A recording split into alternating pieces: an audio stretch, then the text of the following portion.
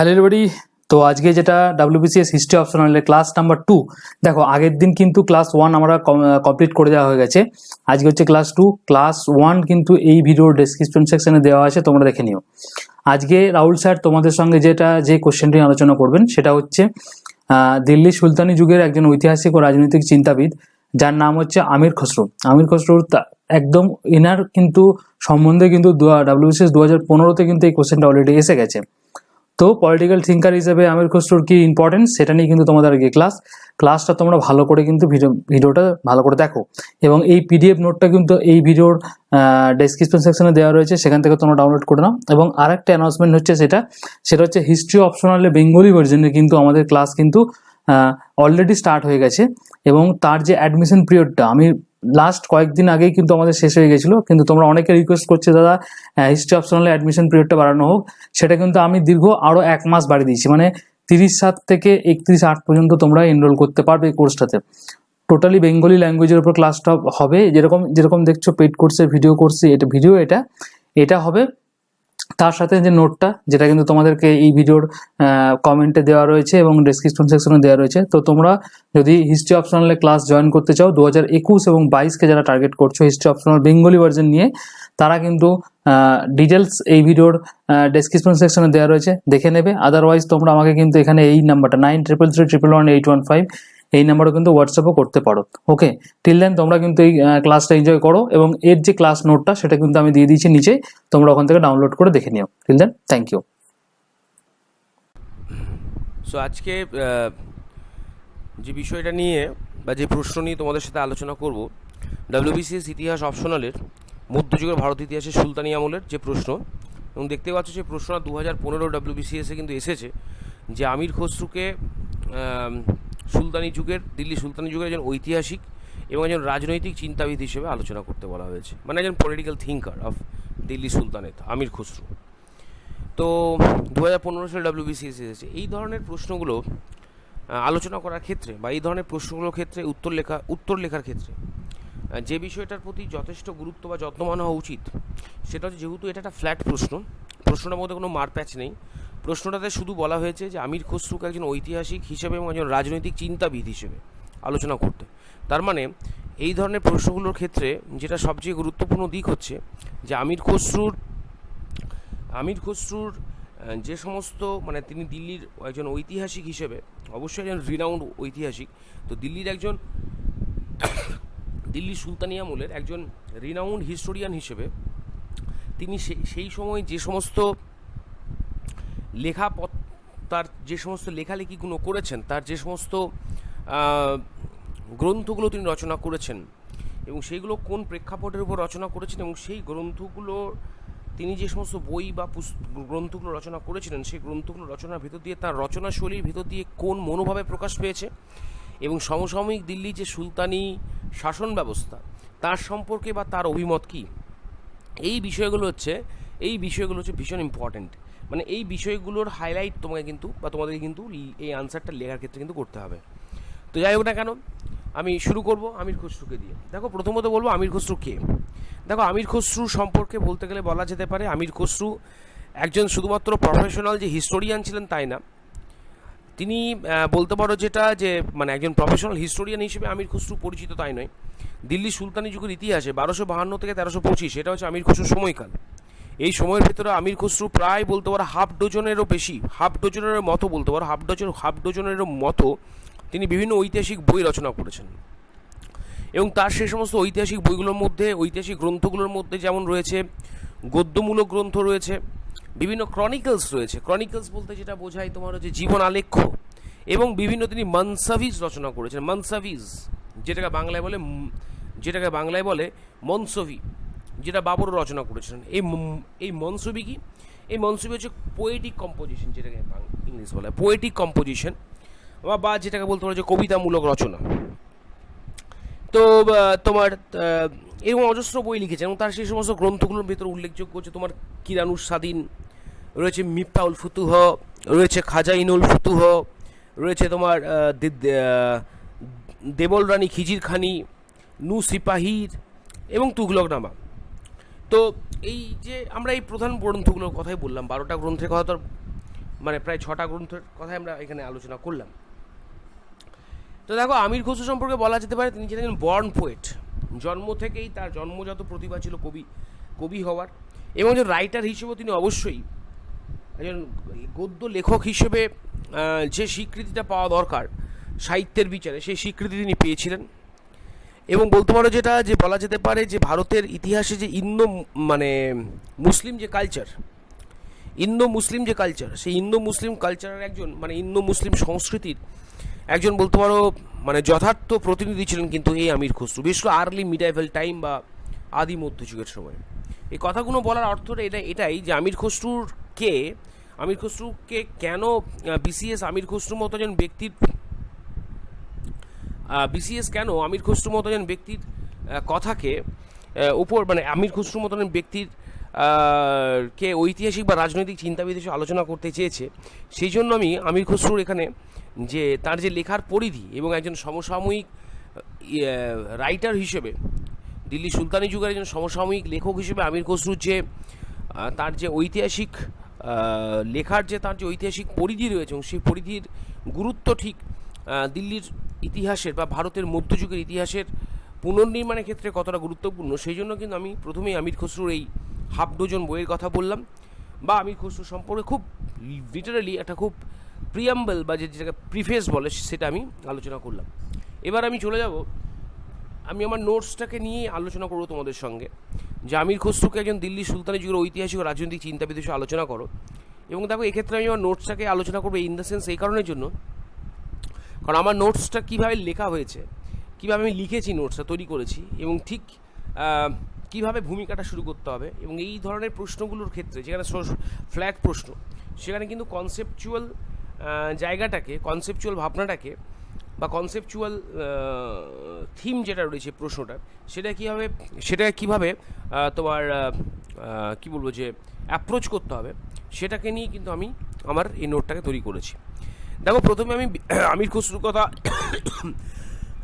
আলোচনা করতে গিয়ে আমি রাজনৈতিক চিন্তাবিদ এই যে শব্দটা, বিখ্যাত রাজনৈতিক চিন্তাবিদ যে থুকিডিডিসের কথা আমি উল্লেখ করেছি। বিখ্যাত ঐতিহাসিক ও রাজনৈতিক চিন্তাবিদ থুকিডিডিস বলেছিলেন, অনুসন্ধিৎসা ও তার বিষয়বস্তু শুধু মানুষের রাজনৈতিক প্রচেষ্টা নয়, তার জীবনের সামগ্রিক রূপ। এটা কে বলছেন? এটা বলছেন রাজনৈতিক চিন্তাবিদ থুকিডিডিস। অর্থাৎ অনুসন্ধিৎসা ও তার বিষয়বস্তু শুধু মানুষের রাজনৈতিক প্রচেষ্টা নয়, তার জীবনের সামগ্রিক রূপ একটা। আর এই থুকিডিডিসের বৈজ্ঞানিক ইতিহাসের আদর্শ যদি রাজনৈতিক ঐতিহাসিক আখ্যান রচনার প্রধান মাপকাঠি হয়,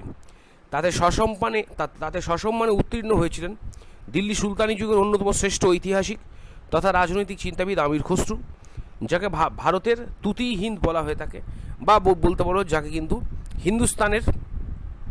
যাকে তুতি হিন্দ বা হিন্দুস্তানের তোতা পাখি কিন্তু বলা হয়ে থাকে। তাহলে দেখো, আমি থুকিডিডিসের কথাটা আলোচনা এখানে প্রথমেই তুলেছি। কেন তুলেছি? কারণ যেহেতু বিসিএস প্রশ্নের মধ্যে একটা কিন্তু একটা আলাদা উইং যোগ করেছে, যে শুধুমাত্র যদি ঐতিহাসিক হিসেবে আমির খসরুকে উল্লেখ করতে হতো, তাহলে তার ঐতিহাসিক গ্রন্থগুলো এবং সেই ঐতিহাসিক গ্রন্থগুলো রচনার প্রেক্ষাপট আলোচনা করলে আমাদের কিন্তু দায় সারা হয়ে যেত। কিন্তু বিসিএস আমাদের কাছে জানতে চেয়েছে যে আমির খসরুকে একজন ঐতিহাসিক পাশাপাশি তিনি বলেছেন পলিটিক্যাল থিঙ্কার। তার মানে সেই সময়কার, মানে তুমি ওই মধ্যযুগীয় দিল্লি সুলতানি আমলের যে রাজনৈতিক যে পরিসর, রাজনৈতিক যে টানাপোড়েন, রাজনৈতিক যে উত্থান পতন, সে সমস্ত ঘটনার সাক্ষী কিন্তু আমির খসরু থেকেছেন। এবং তার প্রেক্ষিতে আমির খসরু তার লেখাকে কীভাবে সে রাজনৈতিক দৃষ্টিভঙ্গি থেকে রচনা করেছেন, এবং তার লেখার মধ্যে কি সত্যি তাকে রাজনৈতিক চিন্তাবিদের স্বাক্ষর কতখানি পাওয়া যায়, এই জায়গাটা যেহেতু বিসিএস জুড়ে দিয়েছে, সেই জন্য আমাদের লেখার ধরন বা আমাদের লেখার গতি প্রকৃতি অবশ্যই কিন্তু আমির খসরুর এই রাজনৈতিক চিন্তাবিদ এই জায়গাটা কিন্তু অবশ্যই বলতে পারো একটা আলাদা বা আলাদা একটা মাত্রা দিয়েছে এই প্রশ্নটা। সেই জন্য আমি কিন্তু থুকিডিডিসের মতো বিখ্যাত পলিটিক্যাল থিঙ্কারের কথা দিয়ে শুরু করেছি। তিনি যেখানে বলছেন যে অনুসন্ধিৎসা এবং তার অনুসন্ধিৎসার মাধ্যমে তার যে বিষয়বস্তু, এটা মানুষের যদি রাজনৈতিক প্রচেষ্টা হয়, তাহলে এই রাজনৈতিক প্রচেষ্টা হয় সে মানুষের জীবনের সামগ্রিক একটা রূপ। আর যদি অনুসন্ধিৎসা এবং তার বিষয়বস্তুকে অনুসন্ধান করা, মানে মানে অনুসন্ধিৎসার মাধ্যমে পুরোপুরি তার সময়কার যে সমস্ত রাজনৈতিক ঘটনাবলীকে যদি অনুসন্ধান করা মানুষের রাজনৈতিক প্রচেষ্টা হয়ে থাকে, তাহলে সেই প্রচেষ্টাতে কিন্তু সসম্মানে উত্তীর্ণ হয়েছিলেন দিল্লি সুলতানি যুগের অন্যতম শ্রেষ্ঠ ঐতিহাসিক তথা রাজনৈতিক চিন্তাবিদ আমির খসরু। এবং যে আমির খসরুকে তোমরা সকলে যারা তুতিহীন বা হিন্দুস্তানের প্যারট অফ হিন্দুস্তান বা হিন্দুস্তানের তোতাপাখি বলা হয়ে থাকে। কিন্তু প্রশ্ন হচ্ছে, আমির খসরুকে সত্যি হিন্দুস্তানের তোতাপাখি হতে পেরেছিলেন? মানে তোতাপাখি যেমন ঠোঁট কাটা তোতাপাখির যখন কথা ফোটে তখন সে যেভাবে পরিষ্কারভাবে সমস্ত কথাকেই সে বলে ফেলে, অর্থাৎ স্থান কাল পাত্র ভেদে কিন্তু তার এই বিচারটা থাকে না, এই বিচার বোধটা তৈরি হয় না যে কোথায় কি বলা উচিত। অর্থাৎ একদম স্পষ্টভাষী যে তোতা পাখি, সেই তোতা পাখির মতো কি আমির খসরু ইতিহাস লিখতে পেরেছিলেন? দেখো, প্রথমত বলি যে সেই সময়কার আমরা যখন এই ইতিহাসের বিভিন্ন সাহিত্যিকদের সাহিত্য ভাবনাকে নিয়ে আলোচনা করি বা তাদের সাহিত্য ভাবনাকে নিয়ে যখন সমালোচনা করি, আমাদেরকে প্রথমে মনে রাখতে হবে যে এই সাহিত্যিকরা এক একটা প্রেক্ষাপট, এক একটা রাজনৈতিক, এক একটা সামাজিক এবং সাংস্কৃতিক প্রেক্ষাপটের ভেতর দিয়ে তারা তাদের সাহিত্য চেতনা কিন্তু সমৃদ্ধ করেছেন। যে সমস্ত সাহিত্যিকেরা যে সমস্ত সাহিত্যিকেরা রাজ পৃষ্ঠপোষকতা পেয়েছেন, যারা রাজ পৃষ্ঠপোষকতার সাহচর্য লাভ করেছেন, যারা রাজ পৃষ্ঠপোষকতার দ্বারা উপকৃত হয়েছেন, বা বলতে পারো যে রাজ পৃষ্ঠপোষক বা যারা হয়তো এক একটা সাম্রাজ্যের উত্থান পতনের সাক্ষী থেকেছেন, স্বভাবতই তাদের লেখার ভেতরে রাজ প্রশস্তির একটা গুরুত্বপূর্ণ জায়গা থেকে থাকে। রাজ প্রশস্তি, তুমি সেই উদাহরণ যদি দেখো, তোমরা যদি বলো সমুদ্রগুপ্তের এলাহাবাদ প্রশস্তি বলো, বা তুমি হচ্ছে যে আমাদের হচ্ছে যে জৈন কবি রবিকীর্তির আইহোল প্রশস্তি বলো, তো এই যে বা আমাদের প্রাচীন আমাদের এই মধ্যযুগীয় দিল্লি সুলতানের ক্ষেত্রে তুমি শামস-ই সিরাজ আফিফকে দেখো, যিনি ফিরোজ তুগলকের ফিরোজ তুগলকের উদ্দেশ্যে আত্মজীবনী উৎসর্গ করছেন। মানে এই যে রাজ পৃষ্ঠপোষকতার আমি সাহচর্য পেয়েছি, তার প্রতিদান হিসেবে আমি রাজ প্রশস্তি গাইছি। রাজ প্রশস্তি মানে আমি রাজার হয়ে আমি প্রশস্তি গাইছি। এই একটা স্টিরিওটাইপ ন্যারেটিভ বলতে পারো, বা এই একটা স্টিরিওটাইপ ভাবনা প্রাচীন ইতিহাসের প্রায় সমস্ত যুগগুলোতে, মানে ভারত ইতিহাসের বলো বা গোটা পৃথিবীর ইতিহাসের বলো, বিভিন্ন যুগগুলোতে, প্রাচীন যুগ হোক বা মধ্যযুগীয় হোক ভারতবর্ষ হোক বা মধ্যযুগের পৃথিবীর সাহিত্যের ইতিহাস হোক, সেখানে কিন্তু আমরা দেখব যে সমস্ত সাহিত্যিকরা রাজ সাহচর্য পেয়েছেন, রাজ পৃষ্ঠপোষকতা পেয়েছেন, তারা কি সত্যি রাজার প্রশস্তি একতরফায় গিয়েছেন, নাকি রাজ প্রশস্তির বাইরে গিয়েও তারা কিন্তু নিরপেক্ষ দৃষ্টিভঙ্গি থেকে ইতিহাসকে বা তারা সেই সময়কার ঘটনাবলীর উপর আলোকপাত করেছেন। আর যেহেতু আমাদের আলোচনা আমির খসরুকে নিয়ে, তার রাজনৈতিক চিন্তাবিদ বা একজন ঐতিহাসিক হিসেবে তার গ্রহণযোগ্যতা ঠিক কতটা, যদি এই প্রেক্ষাপট থেকে দেখতে যাই, তাহলে বলতে পারি আমরা যে ঠোঁট কাটা তোতা পাখির মতো মানে আমির খসরু তিনি অত্যন্ত কিন্তু একজন তোতা পাখির মতো তিনি ঠোঁট কাটা, এবং তিনি অত্যন্ত সোজাসাপটাভাবে রাজ প্রশস্তির যে বর্ম, সে রাজ প্রশস্তির বর্মকে দূরে সরিয়ে রেখে তিনি অত্যন্ত কি বলবো, যে সোজাসাপটাভাবে বলা যেতে পারে আমাদের ইতিহাসের যে বস্তুবাদী দৃষ্টিভঙ্গি বলতে এটা একটা মার্ক্সীয় শব্দ পরিভাষা, একটা মার্ক্সীয় পরিভাষা, বস্তুবাদী অর্থাৎ মেটেরিয়ালিস্টিক যে ভিউ, সে মেটেরিয়ালিস্টিক ভিউ যার মধ্যে কিন্তু কোনো কল্পনার আশ্রয় নেই, যার মধ্যে কিন্তু কোনো অতিরঞ্জনের আশ্বাস নেই, এই অতিরঞ্জনের যার মধ্যে কোনো আশ্রয় নেই, অর্থাৎ একটা নির্মেদ এবং সময়ভেদে যে ইতিহাসের গল্প শুনিয়েছেন, সেই ইতিহাসের গল্প আমাদের কাছে তির্যক বলে মনে হলেও হতে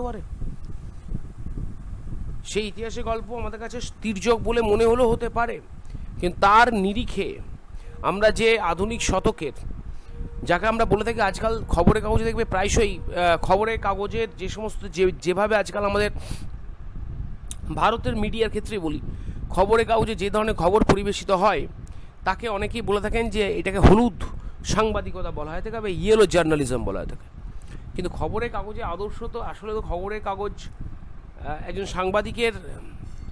সাংবাদিক শুধুমাত্র সাংবাদিক না, তিনি অবশ্যই বলতে পারো সমাজের একজন খুব ইম্পর্ট্যান্ট থিঙ্কার, তার লেখার ভেতরে যদি ধরো রাজ প্রশস্তির ভাবনা প্রতিফলন ঘটে, তাহলে সেই লেখা তো কখনো আর যাক না কেন সমাজ ভাবনার পক্ষে সে তার সামাজিক ভাবনার ক্ষেত্রে সেটা তো কখনো স্পষ্ট প্রতিফলন ঘটায় না।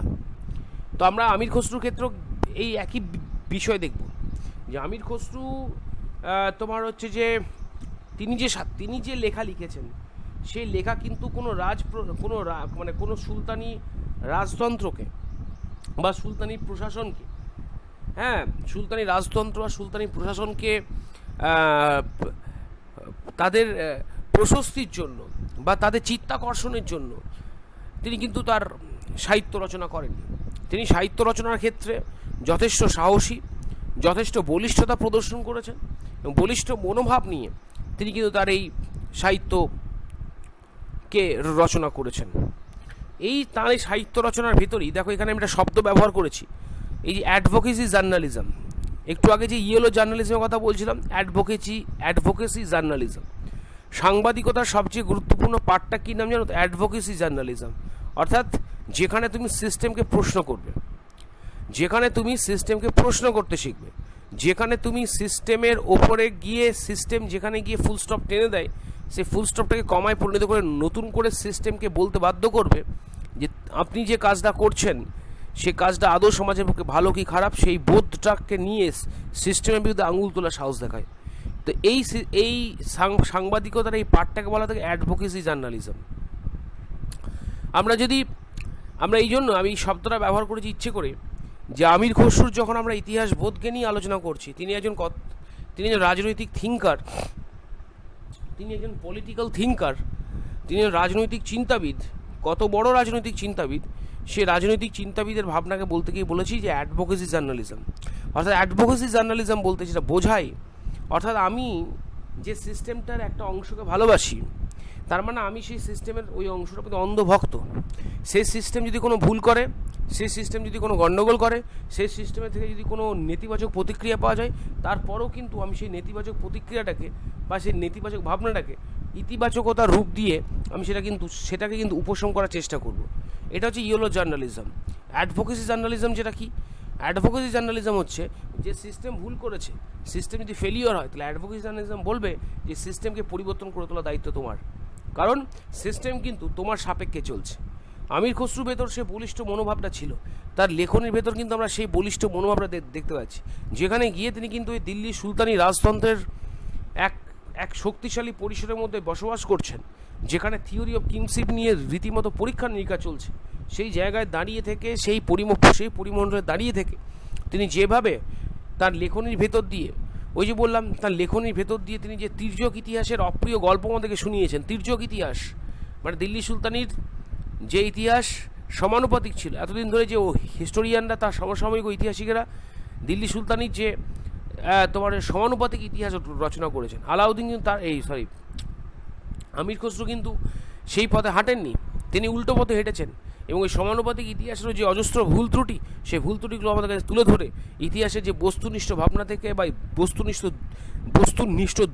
দৃষ্টিকোণ থেকে তিনি যেভাবে সেই ইতিহাসকে পর্যালোচনা করেছেন, বিশ্লেষণ করেছেন, সেই জন্য আমরা আমির খসরুর লেখার ভেতর স্টিলসন হার্চিন, অবশ্যই স্টিলসন হার্চিন হচ্ছেন যিনি হচ্ছেন তোমার অ্যাডভোকেসি জার্নালিজমের স্রষ্টা। তো স্টিলসন হার্চিন্স ইনি হচ্ছেন অ্যাডভোকেসি জার্নালিজমের স্রষ্টা। তো স্টিলসন হার্চিন্সের সঙ্গে কিন্তু আমরা আমির খসরুকে তুলনা কিন্তু করেছি। দেখো তাহলে ভূমিকা, আমি যে প্রশ্ন দিয়েছি, বিসিএস যে প্রশ্ন দিয়েছে, প্রশ্নের নিরিখে কিন্তু আমি আমার ভূমিকায় কিন্তু সাজিয়েছি। সেখানে থুকিডিডিসের কথা বলেছি, সেখানে আবার স্টিলসন হার্চিন্সের কথা বলেছি, এবং আমির খসরুকে কিন্তু আমরা একেবারে শুরুতেই আমির খসরু রাজনৈতিক চিন্তাবিদ হিসেবে বা একজন ঐতিহাসিক হিসেবে তার গুরুত্ব বা তার অবস্থান ঠিক কোথায়, প্রথমেই আমরা আমাদের ভূমিকার ভিতর কিন্তু আমাদের স্টান্স ক্লিয়ার করে দিয়েছি যে আমির খসরুর তার যে সমগ্র রাজনৈতিক চেতনা, তার যে সামগ্রিকভাবে তার যে ইতিহাস লেখার যে ভাবনা, সেটা কিন্তু আরও 5টা গতানুগতিক ঐতিহাসিকের মতো রাজপ্রশস্তির পক্ষে লেখা নয়, বরঞ্চ সিস্টেমের বিরুদ্ধে গিয়ে লেখা, এবং সেক্ষেত্রে যদি সেই লেখা যদি সিস্টেমের সমানুপাতিক হয়, মানে সিস্টেম যদি এবং সেই লেখা কিন্তু সিস্টেমের ইচ্ছা অনুসারে নয়, সেই লেখা হচ্ছে আমির খসরু একজন নিজে লেখক হিসেবে, একজন কবি হিসেবে তিনি তার স্বতন্ত্র দৃষ্টিভঙ্গি থেকে তিনি কিন্তু এই ইতিহাসকে লিখেছেন। আমরা এই স্টান্সটা কিন্তু আমাদের ভূমিকার মধ্যে ক্লিয়ার করে দিয়েছি। দ্বিতীয় দেখো যে কথাটা দিয়ে শুরু করেছি, আসলে যুগ বদলের সঙ্গে সঙ্গে ইতিহাস সম্পর্কে আমার ধ্যান ধারণা বদলেছে, ফলে প্রশ্নহীন শ্রদ্ধার চোখে ইতিহাসকার ও তার সময়কালকে বিচার করা কার্যত অসম্ভব। অসাধারণ একটা শব্দ দেখো ব্যবহার করেছি, প্রশ্নহীন শ্রদ্ধা। আবার দেখো শব্দটা দেখো, প্রশ্নহীন শ্রদ্ধা। প্রশ্নহীন মানে কি? প্রশ্নহীন শ্রদ্ধা মানে এটা হচ্ছে বলতে পারো আমাদের ভারত ইতিহাসের একটা সবচেয়ে বড় সীমাবদ্ধতা। আমাদের ভারত ইতিহাসের সবচেয়ে বড় সীমাবদ্ধতা, বা শুধু ভারত ইতিহাসের বলবো না, ভারতীয় যে মনন ভাবনা, আমাদের ভারতীয়দের যে ভারতীয়ত্বের যে মনন ভাবনা, সে ভারতীয়ত্বের মনন ভাবনার সবচেয়ে বড় সীমাবদ্ধতা কী জানো তো?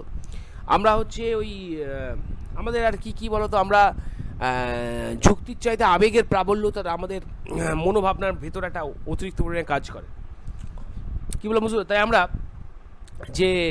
আমরা যাকে ভগবানের আসনে বসাই, যাদেরকে, তারাও যে ভুল করতে পারেন, আমরা তাদের ভুলটা সহজে কিন্তু মেনে নিতে পারি না। আসলে আমরা প্রশ্নহীন আনুগত্যে বিশ্বাস করি।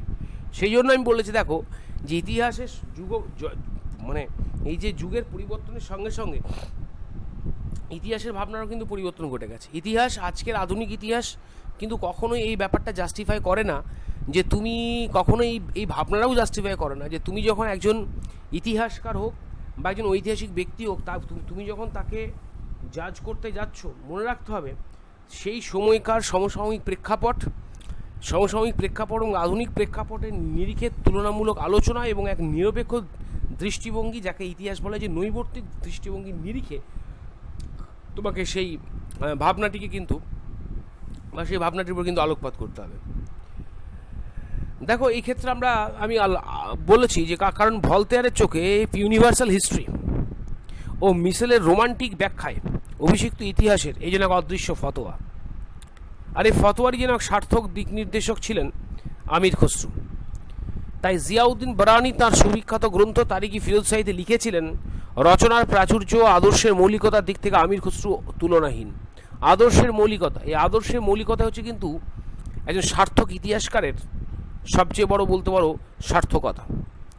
একজন ইতিহাসকারের সবচেয়ে বড় সার্থকতা কী হন? তার আদর্শের ভেতর যদি মৌলিকতা থাকে, মানে তিনি যে ইতিহাস আদর্শটাকে তুলে ধরছেন, সে আদর্শের ভেতর যদি মৌলিকতা থাকে, সেই ইতিহাসকার হচ্ছেন তার ইতিহাস রচনার যে ভাবনাটি, সেটি কিন্তু সার্থকতা পায়। এবং কাব্যের সমস্ত শাখায় এমন বুৎপন্ন মনীষা অতীতে কখনো দেখা যায়নি, এবং কেয়ামতের সেই দিনটির আগে আর আসবেও না। এটা কে বলছেন? জিয়াউদ্দিন বারানি বলছেন। কার সম্পর্কে বলছেন? আমির খসরু সম্পর্কে বলছেন। কোথায় বলছেন? তার তারিখি ফিরোজশাহী গ্রন্থে বলছেন।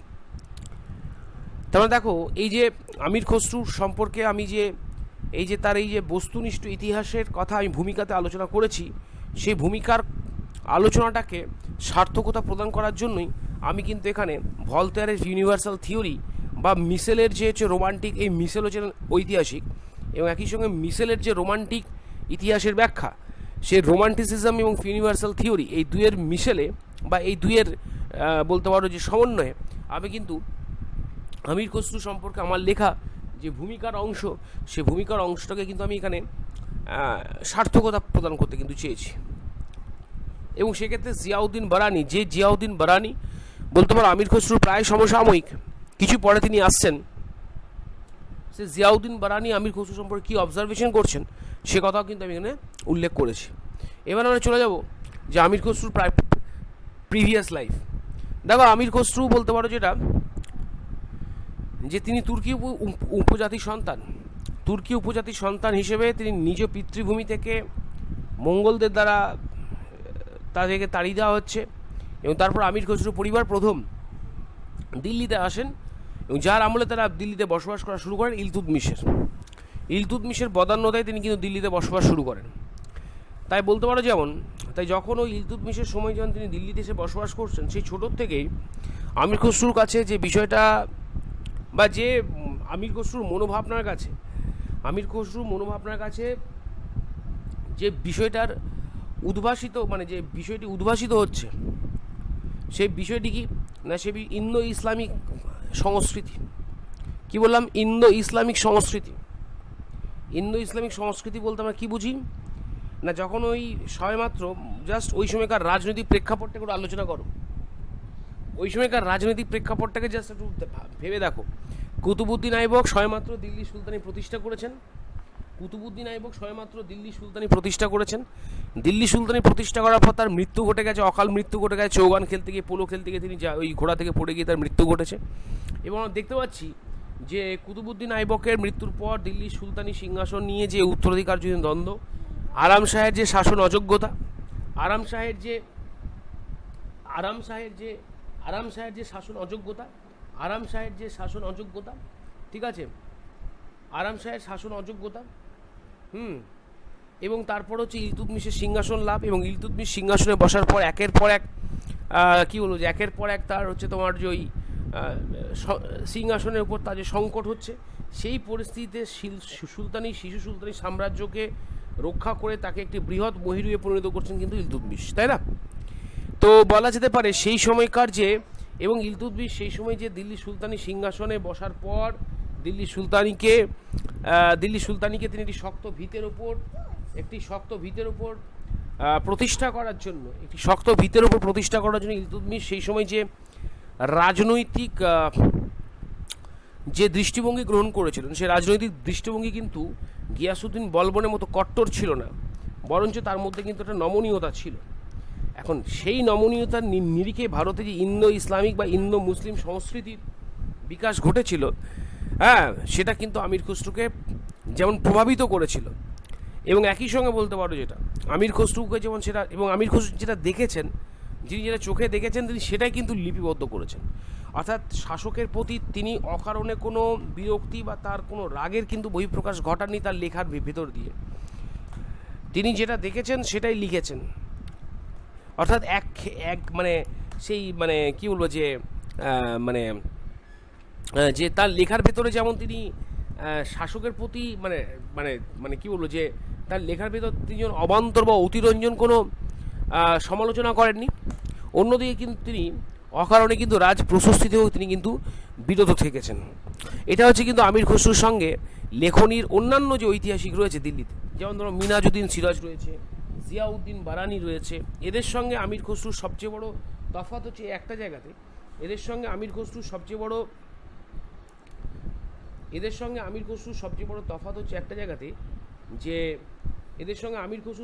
তফাৎ হচ্ছে একটা জায়গাতে যে তোমার আমির খসরু কিন্তু ইতিহাসে যে নৈবর্তিক ন্যায়, সেই নৈবর্তিক ন্যায়কে তার লেখার ভেতর কিন্তু স্থান দিয়েছেন। এখন এই নৈবর্তিক ন্যায় বলে যে শব্দটা, এটা নিয়ে তোমরা ভাবতে পারো স্যার একটু কঠিন শব্দ ব্যবহার করছেন। আসলে না, এই নৈবর্তিক ভাবনাটি হলো ইতিহাসের অত্যন্ত গুরুত্বপূর্ণ ভাবনা। নৈবর্তিক মানে হচ্ছে একটি নিরপেক্ষ ভাবনা থেকে, অর্থাৎ যা ঘটেছে তারই কিন্তু সম্যক আলোচনা, এবং যেভাবে ঘটেছে সেই দৃষ্টিভঙ্গিটার ক্ষেত্রেও কিন্তু কারোর পক্ষ অবলম্বন না করা। এটা হচ্ছে কিন্তু আমির খসরুর ইতিহাসের সবচেয়ে বড় ইউএসপি বলতে পারো। এটা হচ্ছে কিন্তু আমির খসরুর ইতিহাসের সবচেয়ে বড় ইউএসপি। কোনটা বললাম?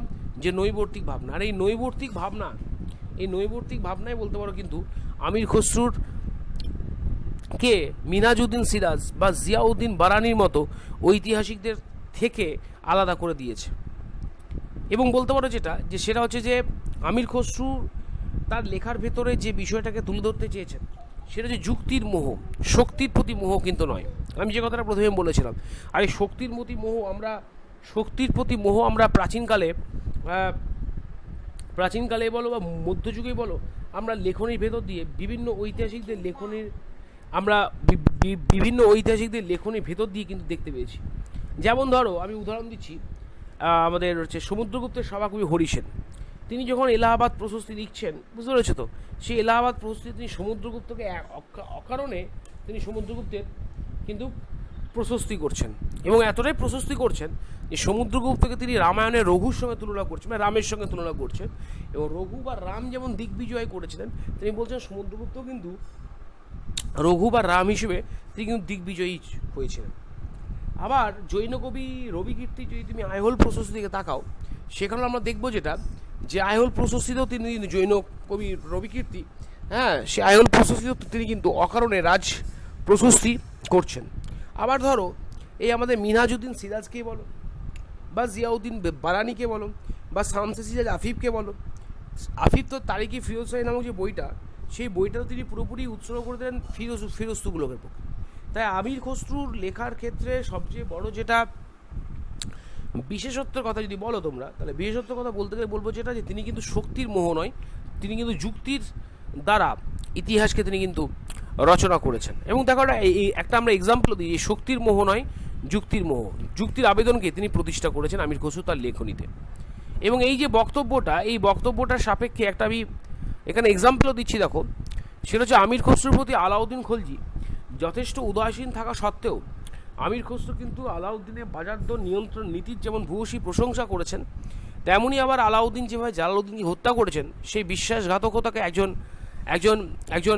কাফেরের, এটা কাফের হবে, একজন কাফেরের সমতুল কাজ বলে কিন্তু তিনি অভিহিত করেছেন, কাফেরের সমতুল কাজ বলে কিন্তু অভিহিত করেন। তার মানে দেখো আমির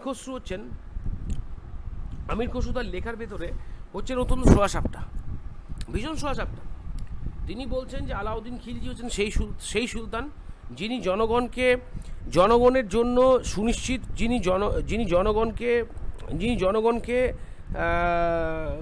মানে জনগণের কাছে যিনি জনগণকে সুনিশ্চিতভাবে খাদ্য সরবরাহ, মানে খাদ্যের অধিকারকে সুনিশ্চিত করার জন্য তিনি যেমন জনগণের জন্য রেশনিং সিস্টেম বা বাজার দর নিয়ন্ত্রণ নীতি চালু করছেন, ভীষণ প্রশংসা করছেন আলাউদ্দিন খলজি, এই আমির খসরু। আবার অন্যদিকে আমির খসরু আলাউদ্দিন খলজির যেভাবে তিনি জালালউদ্দিন খলজি হত্যা করেছেন, সে ঘটনা তিনি কিন্তু তীব্র নিন্দে পর্যন্ত করছেন, এবং তিনি বলছেন এই কাজটা একেবারে একজন কাফেরের কাজের সঙ্গে তুলনা করছেন। এবং আমির খসরুর যদি ঐতিহাসিক প্রেক্ষাপটটা দেখি বা ঐতিহাসিক প্রেক্ষাপটটা দেখো, তাহলে বলা যেতে পারে যে আমির খসরু মোটামুটিভাবে গিয়াসউদ্দিন বালবান থেকে গিয়াসউদ্দিন তুগলক, কি বলো বুঝতে পারছো তো, গিয়াসউদ্দিন বালবান থেকে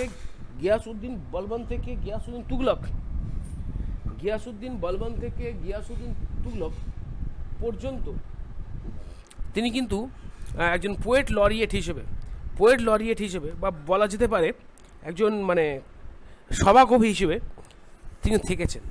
যার সময়কালটা ভেবে দেখো, গিয়াসউদ্দিন বালবান থেকে গিয়াসউদ্দিন তুগলক, এবং এই সময়কালের ভেতর তিনি কিন্তু বলতে পারো যে 4 লাখের ওপর, এই সময়কালের ভেতর তিনি 4 লাখের ওপর পার্সিয়ান ভাষায় এবং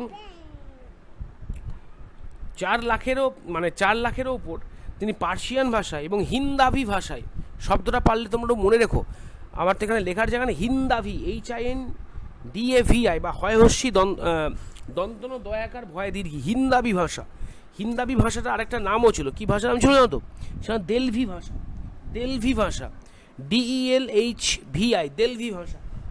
তো হিন্দাভি ভাষা এবং দেলভি ভাষা, মানে হিন্দাভি ভাষা বা দেলভি ভাষার পরের নামটা কি হয়েছিল জানো তো, উর্দু ভাষা।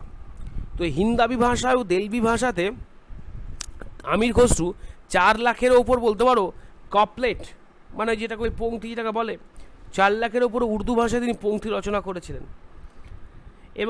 এবং বলা যেতে পারে সেটা হচ্ছে তোমার এবং বলতে পারো তিনি 5টা তিনি দিওয়ান রচনা করেছিলেন। এই দিওয়ান মানে হচ্ছে পোয়েটিক কম্পোজিশন, 5খানা দিওয়ান রচনা করেছিলেন, 1 ডজনের উপর উপন্যাস ছিল, কী বলে বলতে, এমনকি ওই যে শেখ নিজামুদ্দিন সুফি যিনি ছিলেন, তার যে সুফি দর্শন, তার উপরে তিনি কাজ করেছেন বা তার উপরে তিনি লিখেছেন।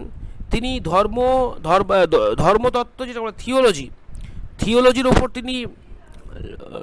তিনি রচনা করেছেন বা তার লেখা লিখেছেন, দর্শনের ওপর লেখা লিখেছেন, আর্টের ওপর তিনি তার লেখা লিখেছেন, লিটারারি ক্রিটিসিজম, বিভিন্ন যে বই, সেই বইগুলোর তিনি ওপর সমালোচনা গ্রন্থ লিখেছেন, বুঝতে পেরেছো তো। এবং বলতে পারো যেটা বিভিন্ন রকমের সাংস্কৃতিক যে থিম যেগুলো ছিল সেগুলোর উপরে তিনি কিন্তু কাজ করেছেন। এবং বলা যেতে পারে যেটা, he was the first Muslim poet who made liberal use of Hindi words and adapted Indian poetic imagery and themes. অর্থাৎ সেই সময়কার যে ভারতে যে সবেমাত্র দিল্লি সুলতানি প্রতিষ্ঠা হচ্ছে, মানে ইলতুৎমিশের সময় ভারতে আসছেন, তারা বুঝতে পারে সবেমাত্র দিল্লি সুলতানি প্রতিষ্ঠা হয়েছে, সেই সময়ের ভেতরেই তার উদার দৃষ্টিভঙ্গিটার কথা ভাবো, মানে কার উদার দৃষ্টিভঙ্গির কথা বলছি না, এটা হচ্ছে আমাদের আমির খসরু লেখনের ভেতর কিন্তু যথেষ্ট লিবারেল, কেন তিনি লিবারেল, কেন তিনি উদার? তিনি উদার হচ্ছেন এই কারণে, প্রথম মুসলিম কবি যিনি কিন্তু সেই সময় হিন্দি শব্দকে তার লেখার ভিতর ব্যবহার করছেন পারসিক শব্দের সঙ্গে সঙ্গে, এবং একই সঙ্গে ভারতীয় কবিতায় যে কল্পনার, ভারতীয় কবিতার যে কল্পনাশ্রয়ী ভাবনা, ভারতীয় কবিতার যে কল্পনাশ্রয়ী ভাবনা, ভারতীয় কবিতার যে তোমার হচ্ছে যে থিম, যেগুলো প্রধান বিষয়বস্তু, সেটাকেও তিনি কিন্তু নির্দ্বিধায় একজন তুর্কি হিসেবে গ্রহণ করতে কিন্তু কোনোরকম কোনো দ্বিধাবোধ করছেন না। তার মানে আলাউদ্দিন, তার মানে আমির খসরু খোলা মনের চিন্তাবিদ। তিনি তার লেখার ক্ষেত্রে তিনি মনে করেন যে তিনি যে লেখনির মতো যে এক অত্যন্ত যে কি বলবো যে তিনি লেখনির মতো অত্যন্ত মানে বুদ্ধিবেত্তার যে পরিসরে রয়েছেন, সে বুদ্ধিবেত্তার এই পরিসরে থেকে কিন্তু অ্যাটলিস্ট আজ যেমন গোড়ামি করাটা কিন্তু সাজে না। তাই আমির খসরু কিন্তু নির্দ্বিধায় হিন্দি শব্দকে যেমন ব্যবহার করেছেন, তুর্কিস্তানের একজন পারসিক হওয়ার পরও পার্সি ভাষা সম্পর্কে তার জ্ঞান অবশ্যই কল্পনাতীত, কিন্তু তারপরেও তিনি যেভাবে তুর্কি ভাষায় তুর্কিস্তানের লোক হওয়ার পর হিন্দি শব্দকে তিনি ব্যবহার করেছেন তার লেখার ভেতর, তিনি ভারতীয় কবিতা, সুলতানি যুগের পূর্বে যে ভারতীয় কবিতার ইমেজারি রূপকে, ভারতীয় কবিতার থিমকে তিনি ব্যবহার করেছেন অন্যান্য লেখকদের মতো, মানে জিয়াউদ্দিন বারানি বা মিনহাজউদ্দিন সিরাজ বা ইসামিদের মতো তিনি কিন্তু গোড়া নন। তিনি ভারতীয়ত্ব সংস্কৃতি যা কিছু ভালো দিক সেটা কিন্তু সংগ্রহ করে তার লেখাকে সমৃদ্ধ করতে চাইছেন। এখানে কিন্তু আমির খসরুর একজন ঐতিহাসিক হিসেবে কিন্তু অবশ্যই একটা বিশেষত্ব বলে কিন্তু অভিহিত করতে পারি। দ্বিতীয় দিকটা বলবো, তাহলে দেখো আমির খসরুর সময়কালটা আমির খসরুর সময়কাল মানে হচ্ছে যেটা বলা যেতে পারে যে সেটা হচ্ছে গিয়াসুদ্দিন তুগলক থেকে গিয়াসুদ্দিন বালবান, গিয়াসুদ্দিন বালবান থেকে গিয়াসুদ্দিন তুগলক, মানে দাস বংশের উনি দেখেছেন, খলজি বংশ দেখেছেন, তুগলক বংশের উত্থান দেখেছেন, কার্যত তিনটে রাজবংশের পতন উত্থানের গল্পের সাক্ষী দেখেছেন কিন্তু এই আমির খসরু। তাহলে বুঝতে পারছো তো, এই দীর্ঘ একটা সময়কাল দিল্লি সুলতানি থাকার ফলে তিনি কিন্তু অবশ্যই বলা যেতে পারে তার রাজনৈতিক লেখনী বলো বা তার ঐতিহাসিক চিন্তা বলো, সেটা কিন্তু এই যে এত দীর্ঘ একটা সময়কালে যে ঐতিহাসিক ভাবনার যে উত্থান পতন, সেই উত্থান পতনের নিরিখেও কিন্তু আবর্তিত হয়েছে। আমির খসরুর জন্য খাজাইনুল ফুতুহ বলে যে বইটা রয়েছে, এই খাজাইনুল ফুতুহ বইটা দেখো আমি আলোচনা করেছি, আমি প্রথমে কিন্তু 6টা বইয়ের নাম বলে দিয়েছি।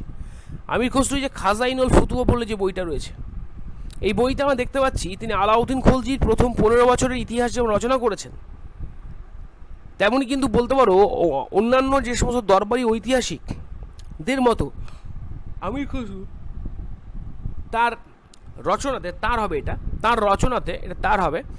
রচনাতে কিন্তু ঐতিহাসিক সাল তারিখের উল্লেখের ক্ষেত্রে কোনো ব্যবহারিক অপভ্রংশ ঘটায়নি। এটাও সবচেয়ে গুরুত্বপূর্ণ দিক, জানো তো। প্রাচীনকালের ইতিহাস যে গ্রন্থ, বুঝতে পারছো তো, মানে আমাদের প্রাচীন যুগের যে ইতিহাসের যে গ্রন্থগুলো, সে প্রাচীন যুগ হোক বা মধ্যযুগ হোক না কেন, এই ইতিহাসের গ্রন্থগুলো তো বলা যেতে পারে যে ইতিহাসের যে তত্ত্বগত যে পুনর্নির্মাণ, সেক্ষেত্রে তো ঐতিহাসিক গ্রন্থগুলোর একটা স্পেশালিটি রয়েছে, কারণ ঐতিহাসিক গ্রন্থগুলো একটা সেকেন্ডারি সোর্স হিসেবে ব্যবহার করা যেতেই পারে, কারণ একটা গ্রন্থের ভেতর তো সমসাময়িক সমাজ ভাবনার কিছুটা অংশ তো প্রতিফলন ঘটেই। কিন্তু সবচেয়ে বড় গণ্ডগোলটা বাঁধে কি জানো তো, এই যে সমস্ত বইগুলো, এই বইগুলোর ক্ষেত্রে সবচেয়ে বড় ভুলটা হচ্ছে এই বইগুলোতে কিন্তু সাল তারিখে কিন্তু কোনো সমন্বয় নেই, মানে সাল তারিখের ক্ষেত্রে যথেষ্ট ভুল ভ্রান্তি ঘটে। আমির খসরু কিন্তু এক্ষেত্রে কিন্তু যথেষ্ট হচ্ছেন একজন ঐতিহাসিক হিসেবে, আমির খসরু কিন্তু যথেষ্ট হচ্ছেন এক্ষেত্রে নিখুঁত, এবং তিনি যথেষ্ট পারফেকশনিস্ট। তিনি এক্ষেত্রে অন্তত কোনো ভুল করতে চাননি আমির খসরু। তাই তিনি তার বইতে খাজাইনুল ফুতুহতে তিনি আলাউদ্দিন খলজির প্রথম 15 বছর ইতিহাস যখন লিখেছেন, সেই ইতিহাসের লেখনী কিন্তু হচ্ছে একজন ঐতিহাসিক হিসেবে, সেই লেখনী কিন্তু নির্ভুল। সাল তারিখে তিনি কিন্তু কোনো ইচ্ছাকৃত কিন্তু কোনো ভুল ঘটাননি। আবার অন্যদিকে সুলতান কায়কোবাদ এবং তার অসুস্থ পিতা তথা বলবানের ছোট ছেলে বুগরাগার ভেতরে অযোধ্যা অঞ্চলে টানাপোড়েনের ছবি আমির খসরু তার কিরানুস সাদিন নামক বইতে ঐতিহাসিক মসনবিত রচনা করেছেন। তার ঐতিহাসিক মূল্য গুরুত্ব অপরিসীম। আমির খসরুর জাস্ট দেখো, আমি দেখো মানে একজন ঐতিহাসিক হিসেবে তার কথা উল্লেখ করে যাচ্ছি এখানে, যে সুলতান কায়কোবাদ, তোমরা সুলতান কায়কোবাদ নাম সকলে জানো। সুলতান কায়কোবাদ ও তার ছেলে কায়ুমার্স। গিয়াসুদ্দিন বলবন যখন মারা যান, আমি আরেকবার সেই ঘটনাটা ইতিবৃত্তটা মনে করে দিচ্ছি। গিয়াসুদ্দিন বলবন যখন মারা যাচ্ছেন, তো যেহেতু গিয়াসুদ্দিন বলবনের জ্যেষ্ঠ পুত্র মোহাম্মদ শাহ ছিলেন সিংহাসনের উত্তরাধিকার, কিন্তু মঙ্গল আক্রমণ দমন করতে গিয়ে যে কোনো কারণে হোক না কেন মোহাম্মদ শাহের যে অকাল মৃত্যু বা অপরিণত মৃত্যু, সেটা কিন্তু গিয়াসুদ্দিন বলবন কিন্তু সেটা ভালোভাবে নিতে পারেননি, বা গিয়াসুদ্দিন বলবন সে কারণে কিন্তু যথেষ্ট পরিমাণে ভেঙে পড়েন। এবং গিয়াসুদ্দিন বলবন মৃত্যুর আগে তার ছোটো ছেলে বুগরা খা, মানে মোহাম্মদ খাঁর পাশাপাশি গিয়াসুদ্দিন বলবন আরেক ছেলে ছিলেন, তার জন্য বুগরা খা। এই বুগরা খাকে কিন্তু গিয়াসুদ্দিন বলবন বলেছিলেন যে তাহলে দিল্লি সুলতানের দায়িত্ব আমি তোমার কাঁধে দিয়ে যাচ্ছি। বুগরা খা ছিলেন সে বাংলার শাসনকর্তা। তো বুগরা খা তার পিতার কাছে, মানে বলবনের কাছে তিনি স্বীকার করেন যে না, তার পক্ষে দিল্লি সুলতানি সিংহাসন চালানো সম্ভবপর নয়। তো সে কারণে বুগরা খা যখন সরে দাঁড়ালেন, বুগরা খা সেখান সেই দায়িত্ব থেকে অব্যাহতি চাইলেন।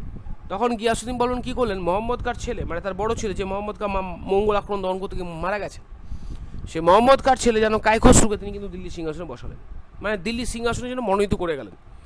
কিন্তু যেটা ঘটছে যে সেটা হচ্ছে গিয়াসুদ্দিন বলবনের মৃত্যুর পর দিল্লি সেই সময় একেবারে অভিজ্ঞ একজন কোতোয়াল তথা দিল্লির সবচেয়ে ক্ষমতাশালী অভিজাত ফখরউদ্দিন, যার নাম ছিল, তিনি কি করলেন, তিনি কিন্তু মানে গিয়াসুদ্দিন বলবনের দ্বারা মনোনীত দিল্লির উত্তরাধিকারী হিসেবে আমাদের কি নাম, মোহাম্মদ শাহের ছেলে, হ্যাঁ তোমার হচ্ছে যে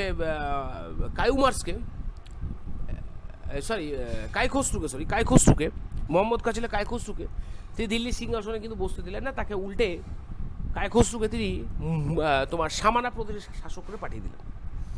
এবং সিংহাসনে বসানো হলো কাকে না, বুগরা খাঁর ছেলে, যার নাম হচ্ছে কিন্তু কায়কোবাদ। এই কায়কোবাদ অসুস্থ, কারণ এই কায়কোবাদ 17 বছর বয়সে গিয়ে তোমার প্যারালাইসিস বা পক্ষাঘাতে আক্রান্ত হবে। তো সেই কায়কোবাদের সঙ্গে বুগরা খাঁ সে অসুস্থ, দুজনের ভেতরে অযোধ্যা অঞ্চলে যে সম্পর্কে টানাপোড়েনের ছবি, তার মসনবি, আমি আগেই বলেছি মসনবি মানে পোয়েটিক কম্পোজিশন, যে মসনবিতে রচনা করেছেন কিরানুস সাদিন নামক যে মসনবিতে রচনা করেছেন, তার ঐতিহাসিক মূল্য ও গুরুত্ব অপরিসীম। কারণ কি, কেন গুরুত্ব অপরিসীম? কারণ কিরানুস সাদিন শুধুমাত্র রাজকর্তব্য পালনে দায়বদ্ধ ব্যক্তিদের পারস্পরিক দায়বদ্ধতা পালনের মসনবি নয়। তাহলে এটা কিসের মসনবি? এটা হচ্ছে বরঞ্চ পারস্পরিক সম্পর্কের যে হৃদ্যতা তৎকালীন সময়ের প্রেক্ষিতে তার যে ওঠানামা তার এক সাক্ষাৎ দলিল হলো এই কিরানুস সাদিন। কী বললাম? পারস্পরিক সম্পর্কে যে হৃদ্যতা বা তৎকালীন সময়ের প্রেক্ষিতে তার যে ওঠানামা তার এক সাক্ষাৎ দলিল হলো এই কিরানুস সাদিন। অতএব কিরানুস সাদিন সম্পর্কে কিন্তু দেখো আমরা আমির খসরুর তার যে লেখনী ভাবনা, তার যে ঐতিহাসিকতা, সে ঐতিহাসিকতার দিকে তুলে করেছে। আবার কবিতায় শুয়ে থাকা কাপলেট দিয়ে যে যুদ্ধযাত্রার মতো পেশাদারি সামরিক, এটা পেশাদারি হবে, কবিতায় শুয়ে থাকা কাপলেট, এটা একটা কোট আনকোট হবে। এটা তোমরা জানো, আমি ওই সিনেমার সেই বিখ্যাত গানটার পংক্তিটাকে ব্যবহার করেছি, অটোগ্রাফ সিনেমার চল রাস্তায় শুয়ে ট্রামলাইন, কবিতায় শুয়ে কাপলেট।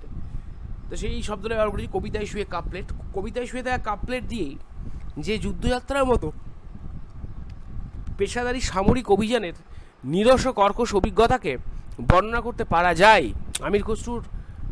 আমির খসরু আরেক সৃষ্টিতে দেখালেন, সেই বইয়ের নাম হলো মিফতাউল ফুতুহ। আমির খসরু হচ্ছে, এটা হচ্ছে এই বইয়ের নাম হলো মিফতাউল ফুতুহ, বুঝতে পারছো তো? মিফতাউল ফুতুহ।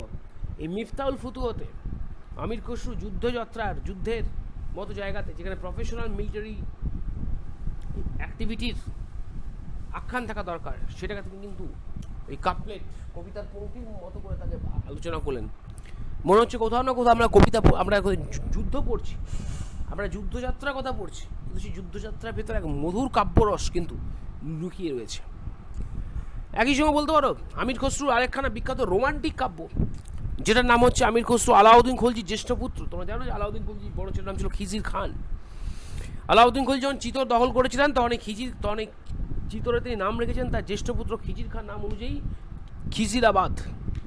সেই খিজির খাঁ যিনি গুজরাটের রাজা কর্ণের কন্যা দেবল দেবীর সঙ্গে ভালোবাসায় যে আখ্যান জড়িয়ে হয়েছিল, আমির খসরু তার আশিকা বলে যে বইটাতে, সেখানে তিনি কিন্তু তার যে আশিকা বলে বইটা রয়েছে আমির খসরু, সে আশিকা বলে বইটাতে আমির খসরু কিন্তু আশিকা বইতে তিনি এই রোমান্টিক ভাবনার, অর্থাৎ এই খিজির খানের সঙ্গে দেবল দেবী, গুজরাটের রাজা কর্ণের কন্যা দেবল দেবীর যে ভালোবাসার আখ্যান, সে ভালোবাসার আখ্যানকে তার আশিকা বইতে তুলে ধরেছেন।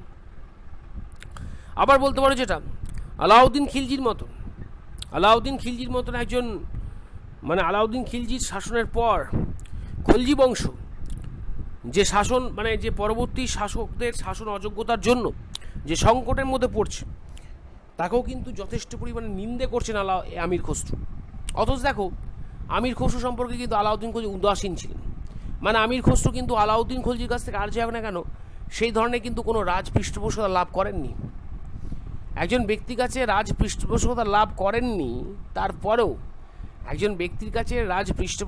লাভ করেননি, তারপরেও সেই ব্যক্তির প্রতি তার যে লেখনী, সেই বংশের প্রতি তার যে একটা কি বলবো, সেই বংশ, মানে সেই রাজবংশের উত্থান পতনকে তিনি যে নৈবর্তিক ভাবনা থেকে লিখছেন, যখন আলাউদ্দিন খলজির মৃত্যুর পর যখন ওই সিংহাসনে কুতুবউদ্দিন মুবারক খলজি, আর কুতুবউদ্দিন মুবারক খলজির শাসনে দিল্লি সুলতানি যখন রীতিমতো হোঁচট খাচ্ছে, মুখ থুবড়ে পড়েছে, সেই সময় সেই কুতুবউদ্দিন মুবারক শাহ খলজিকে তিনি কিন্তু তার তীর্যক কাব্য অনুভূতিতে বিঁধছেন আমির খসরু। এবং সেই বইটার লেখা রয়েছে তার নু সিপিয়ার বলে যে বই রয়েছে, সেই নু সিপিয়ার বলে বই। আমি প্রত্যেকটা বইয়ের নাম বলছি, প্রত্যেকটা বইয়ের ভেতর দিয়ে আমির খসরুর যে ঐতিহাসিক ভাবনার যে প্রতিফলন বা প্রকাশ ঘটেছে সেটাও কিন্তু আমি আলোচনা করছি। অতএব আমরা এখানে বলতে পারি যে আমির খসরুর এই যে ধারাবাহিক সৃষ্টি এবং প্রতিটি ক্ষেত্রে তার যে সৃষ্টিশীল অনুভূতির বহিঃপ্রকাশ, সেটা কিন্তু ইতিহাসে কোনো সুনির্দিষ্ট একঘেয়ে নীতিতে পরিচালিত হয়নি। আবার বলছি দেখো, আমির খসরুর যে ধারাবাহিক সৃষ্টি এবং প্রতিটি ক্ষেত্রে তার যে সৃষ্টিশীল অনুভূতির যে বহিঃপ্রকাশ, এটা কিন্তু ইতিহাসে কোনো সুনির্দিষ্ট একঘেয়ে নীতিতে পরিচালিত হয়নি। একঘেয়ে নীতিতে, অর্থাৎ নীতি মানে যেটাকে আমরা কিউ বলে থাকি, কিউ একটা একই লাইনে কিন্তু পরিচালিত, কোথাও কোথাও একঘেয়েমি হয়নি। বরঞ্চ আমরা তার মধ্যে কি দেখতে পাই, আমরা তার মধ্যে যেটা দেখতে পাই, মানে আলাউদ্দিন এই আমির খসরুর লেখার ভেতর আমরা যেটা দেখতে পাই সেটা কি জানো তো? আমির খসরুর লেখার ভেতর আমরা যেটা দেখতে পাই সেটা হচ্ছে এক পরিবর্তনশীলতা। কারণ জিয়াউদ্দিন বারানি যে কথাটা বলছেন,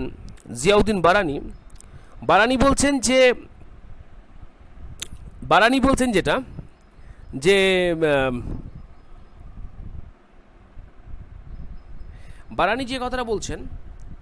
জিয়াউদ্দিন বারানি যে কথাটা বলছেন সেটা হচ্ছে এটাই যে আমির খসরু আসলে ইতিহাসকে ব্যক্তিগত কাহিনীর অনুক্রম বলে ভাবেননি। তিনি ইতিহাসকে দেখেছেন বিচিত্র রাজনৈতিক, অর্থনৈতিক ও মনস্তাত্ত্বিক শক্তির ক্রিয়া প্রতিক্রিয়া প্রসূত এক প্রবাহ রূপে। দেখো জিয়াউদ্দিন বারানির এই অবজারভেশনটা ভীষণ গুরুত্বপূর্ণ কিন্তু পর্যবেক্ষণ অন্তত আলাউদ্দিন আমির খসরু সম্পর্কে। তিনি বলছেন আমির খসরু কিন্তু ইতিহাসকে ব্যক্তিগত কাহিনীর অনুক্রম বলে ভাবছেন না, বরঞ্চ তিনি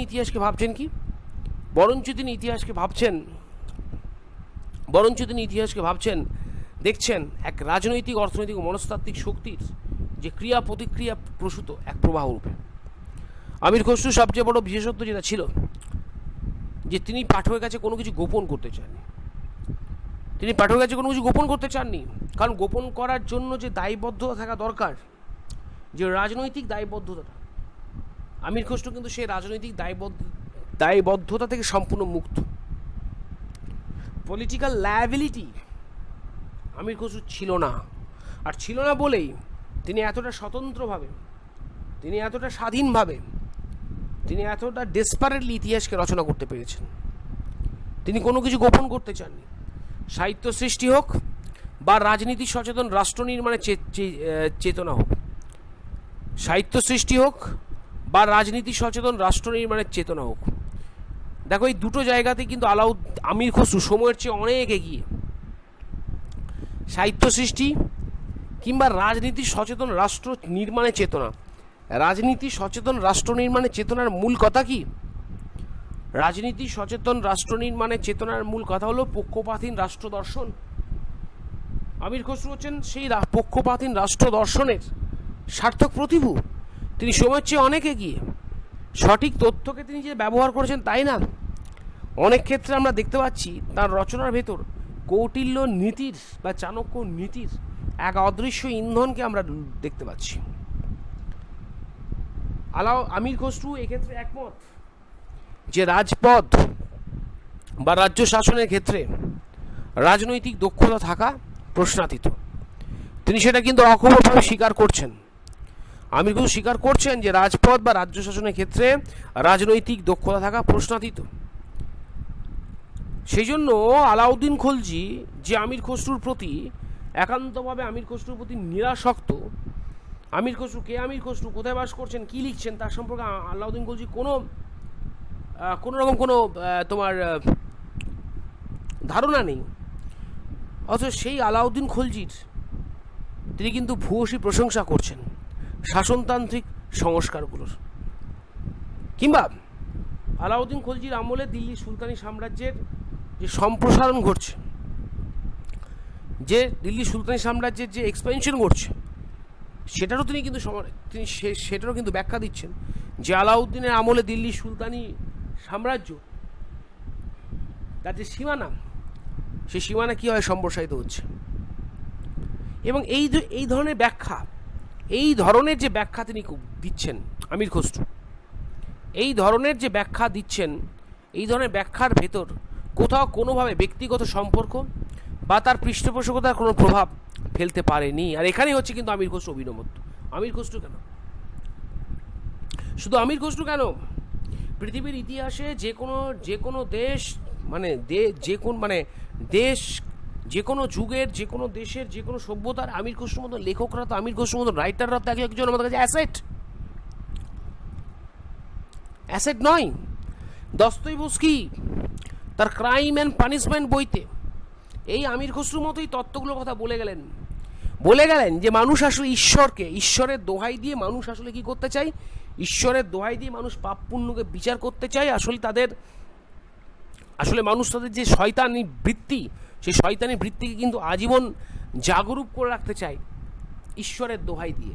ক্রাইম অ্যান্ড পানিশমেন্টে বলে গেলেন যাতে মানুষের ভেতর, সাধারণ মানুষের ভেতর এই শয়তানি ভাবনার বিরুদ্ধে সৎ ভাবনার বা এক নৈবর্তিক ভাবনার যাতে বিকাশ না ঘটে, সেই জন্যই সবসময় ঈশ্বরের দোহাই দিয়ে পাপ পুণ্যের বিচারের মাধ্যমে এই পৃথিবীকে কিন্তু ঘিরে রাখা হয়েছে। ফিওডর দস্তয়েভস্কি ক্রাইম অ্যান্ড পানিশমেন্ট বইতে কি বিরাট কথাটা বললে ভাবতে পারছো। আমির খসরুর ক্ষেত্রে আমরা ঠিক একই রকমের ঘটনার আমরা যদি অনুক্রম দেখি অবাক হব না। আমির খসরু তো এখানে অভিনবত্ব। কোপারনিকাসের কথা তোমরা সকলে মনে আছে বোধ হয়।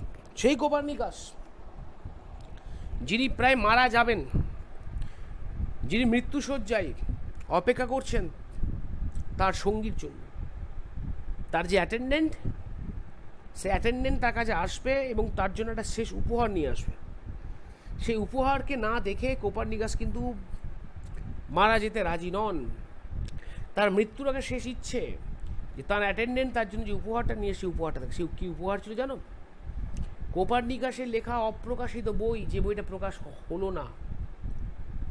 মধ্যযুগীয় ইউরোপীয় গির্জা ফতোয়া দিল, কোপারনিকাস বলেছেন যে পৃথিবী সূর্যের চারিদিকে ঘোরে। তাহলে বাইবেলে যে ওল্ড টেস্টামেন্টে বলা রয়েছে সূর্য পৃথিবীর চারিদিকে ঘোরে, এতদিন ধরে জনগণ এই বোধটাতে অভ্যস্ত। আর তুমি কোথাকার কে হে কোপারনিকাস, তুমি এসে বলছো না পৃথিবী সূর্যের চারিদিকে ঘোরে। অতএব কোপারনিকাসকে মৃত্যুদণ্ড দেওয়া হলো। কোপারনিকাসকে বলা হলো তুমি কিন্তু তোমার ওই বই, সেই বই কোনো মতে তুমি কিন্তু প্রকাশ করবে না। কিন্তু কোপারনিকাস তিনি তো আমির খসরু যেমন, কোপারনিকাস ঠিক তাই, তিনি তো কারোর প্রতি দায়বদ্ধ নন। কোনো পৃষ্ঠপোষকতার কাছে তিনি মাথা অবনত করতে রাজি নন, কারণ তার একটাই লক্ষ্য, তার একটাই স্বপ্ন, যা ঘটেছে তার অতিরঞ্জন ব্যাখ্যা না করে তার নৈবর্তিক দৃষ্টিভঙ্গির নীতিকে তার ব্যাখ্যা করা। তাই আমির খসরুর মতো তিনিও কিন্তু যা দেখেছেন, যা ঘটেছে তারই কিন্তু অনুরূপ ব্যাখ্যা করে দিয়েছেন।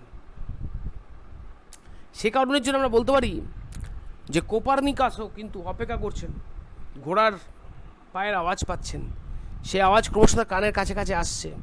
হ্যাঁ, দেখলেন ঘোড়া থেকে নেমেলেন তার অ্যাটেন্ডেন্ট এবং তিনি কোপার্নিকাসে তুলে দিলেন স্যার সেই কোপার্নিকাসের লেখা গ্রন্থ, অপ্রকাশিত একটা কপি মাত্র প্রকাশ করা হয়েছে কোপার্নিকাসকে দেখানোর জন্য যে আপনার সৃষ্টি তৈরি হয়ে গেল, আপনি চলে যাবেন, কিন্তু আপনার সৃষ্টি এরপর গোটা পৃথিবীতে দিন পরিবর্তনের এক প্রধান ইনস্ট্রুমেন্ট হিসেবে কাজ করবে। আমির খসরুর ক্ষেত্রেও ঠিক তাই, যা দেখেছেন সেটাই বলেছেন, যার সঙ্গে তার কোনো সম্পর্ক নেই, যে রাজতন্ত্রের দ্বারা তিনি কোনোভাবেই পৃষ্ঠপোষকতা পাননি, যে রাজতন্ত্র তাকে কোনোভাবে পাত্তা দেয়নি, সেটাই তার কোনো দুঃখ নেই। তারপরেও কিন্তু সেই রাজতন্ত্রের ভালো দিককে তিনি যেন প্রশংসা করেছেন, খারাপ দিকে সমালোচনা করেছেন। বোধহয় এর চাইতে ভালো উদাহরণ বা এর চাইতে ভালো ব্যতিক্রমী ভাবনা আমরা দেখতে পাই না। আমরা যাকে বলে হলদে সাংবাদিকতা মানে ইয়েলো জার্নালিজম, এই হলদে সাংবাদিকতার মতো মেরুদণ্ডবিহীন লেখনী আমির খসরু কিন্তু আমাদের উপহার দেননি। আমির খসরু কিন্তু আমাদেরকে হলদের সাংবাদিকতার মতো মেরুদণ্ডবিহীন লেখনী কিন্তু আমির খসরু আমাদের উপহার দেননি। আমির খসরু আমাদের কী উপহার দিয়েছেন? আমির খসরু বলেছেন তিনি থুকিডিডিসের মতো বিশ্বাস করতেন যে সৃষ্টি থেকে কখনো আপন সত্তাকে বিলুপ্ত না হতে দেওয়া, সৃষ্টি থেকে আপন সত্তাকে কখনো বিলুপ্ত হতে না দেওয়া। আর এই জন্যই কিন্তু আমির খসরু দিল্লি সুলতানি পর্বের হাজার হাজার ঐতিহাসিকের যে ভিড়, তার ভেতরে কিন্তু তিনি স্বতন্ত্র ধ্রুবতারা, যিনি দৃঢ়ভাবে বিশ্বাস করতেন যে ঐতিহাসিক কার্যকরণ পরম্পরা নির্দেশের ক্ষেত্রে ঐতিহাসিককে প্রথমত শেষ পর্যন্ত হতে হবে যুক্তিবাদী। আমির খসরু দৃঢ়ভাবে বিশ্বাস করতেন যে ইতিহাসের যে কার্যকরণ যে পরম্পরা, সে পরম্পরা নির্দেশের ক্ষেত্রে ইতিহাসবিদ যিনি, তাকে প্রথমত, মানে সে কবি সুমনের গান, প্রথমত আমি তোমাকে চাই, দ্বিতীয়ত আমি তোমাকে চাই, সেরকমই প্রথমত শেষ পর্যন্ত হতে হবে তাকে যুক্তিবাদী। তাই কে.এস. আশরাফ বলেছেন, তিনি মানে আমির খসরু জনগণের মধ্য থেকে উঠে এসেছেন, জনতার মধ্যে থেকে তিনি নিজেকে খুঁজে পেতেন, জনতার মধ্যে থেকে তিনি নিজেকে কিন্তু খুঁজে পেতেন। এটা কিন্তু কে বলছেন? কে.এম. আশরাফ। বোধহয় কে.এম. আশরাফের বক্তব্যের ভেতর আমির খসরু একজন ঐতিহাসিক এবং রাজনৈতিক চিন্তাবিদ হিসেবে তিনি কতটা অনন্য সেটা আমরা বলতে পারি। এবারে চলে যাবো আমরা মূল্যায়নে। তো দেখো, আমরা এখানে আমাদের যে সার্বিক আলোচনা, সেই সার্বিক আলোচনায় কিন্তু আমরা কিন্তু আলাউদ্দিন আমির খসরু একজন ঐতিহাসিক ও রাজনৈতিক চিন্তাবিদ, সেই বিষয়টার উপর কিন্তু আমরা শুধুমাত্র আমাদের এই পুরো আলোচনাটার উত্তর, এই যে পুরো উত্তরটা আমরা রচনা করেছি, পুরো উত্তরে কিন্তু সর্বত্রই কিন্তু আমরা যে বিষয়টার উপর জোর দিয়েছি, যে প্রশ্ন, আমি যে কথাটা বারবার করে বলি যে সেটা হচ্ছে তোমাকে যে প্রশ্নটা দেওয়া হয়েছে, সেই প্রশ্নটার তুমি যথাযথভাবে সেই প্রশ্নটাকে তুমি অ্যাড্রেস করতে পারছো কি না, এটাই সবচেয়ে বড় তোমার কাছে চ্যালেঞ্জ WBCS এর ইতিহাস অপশনালে ইতিহাসে সাবজেক্টে নাম্বার তোলার ক্ষেত্রে। তো এই জায়গাটা কিন্তু ভীষণ গুরুত্বপূর্ণ। দেখো, আমি প্রত্যেকটা এতগুলো যে উত্তরটা লিখেছি, প্রত্যেকটা ক্ষেত্রে কিন্তু আমি প্রশ্নের যে মূল থিম, তাকে সেই মূল থিমকে কিন্তু প্রত্যেকবারই কিন্তু অ্যাপ্রোচ করেছি ও স্পর্শ করে আছি। তাই মূল্যায়নে গিয়েও আমার সেই একই ভাবনা থাকবে, একই ভাবনার অনুরণন ঘটবে, যে সেটা হচ্ছে আমার যে প্রশ্ন, আমি সেই প্রশ্ন অনুযায়ী আনসারটা লিখতে পেরে আমি যে প্রশ্নটার নিরিখে আমি যে উত্তরটা লিখেছি, আমার সেই উত্তরে আমি এবার মূল্যায়ন করব। আর মূল্যায়ন করতে গিয়ে কী বলবো? দেখো, মূল্যায়ন করতে গিয়ে আমি কিন্তু একেবারে খোলামেলাভাবে কিন্তু লিখেছি বা খোলামেলাভাবে ব্যাট করেছি। তাই নিঃসংকোচে বলা যায়। কেন এখানে আমি এই যে নিঃসংকোচে বলছি কেন? কারণ আমার যে উত্তরের প্রধান থিম, সেই থিমের বিস্তারিত আলোচনার মাধ্যমে তো আমি পরিষ্কার উল্লেখ করেই দিয়েছি। আমি যে সেই থিমের বিস্তারিত আলোচনা করেছি। আমির খসরু একজন রাজনৈতিক চিন্তাবিদ নাকি একজন ঐতিহাসিক, তার সার্থকতা কোথায়, সে নিয়ে আমি যে আলোচনা, আমরা যে উত্তরে যে কন্টেন্টটা দিয়েছি, সে কন্টেন্ট থেকে আমরা কিন্তু পরিষ্কার মূল্যায়নে আসতে পারি যে আমির খসরু শুধুমাত্র রাজনৈতিক চিন্তাবিদ নন, আর তিনি একজন রাজনৈতিক চিন্তাবিদ বা ঐতিহাসিকই ছিলেন না, তিনি ছিলেন মধ্যযুগের ইতিহাসের এক চিরভাস্বর ধারাভাষ্যকার, কী বললাম বুঝতে পেরেছো?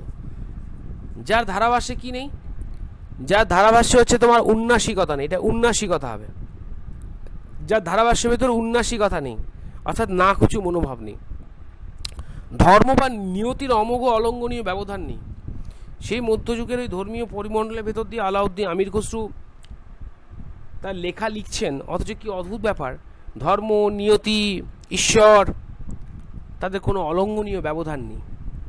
আবার পৃষ্ঠপোষকতাজনিত শ্রীবৃদ্ধির উদ্দেশ্যে অকারণ স্থাবকতা নেই, তাই না?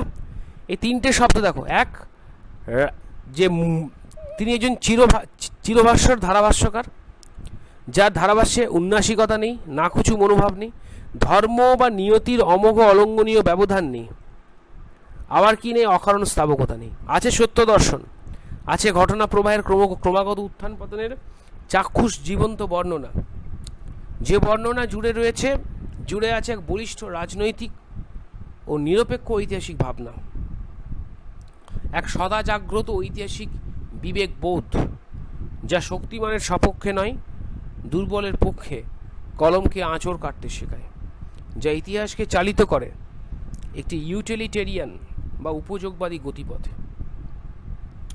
এই জন্যে আমির খসরু ছিলেন অনন্য, শুধু অনন্য নন, তিনি চিরস্মরণীয়।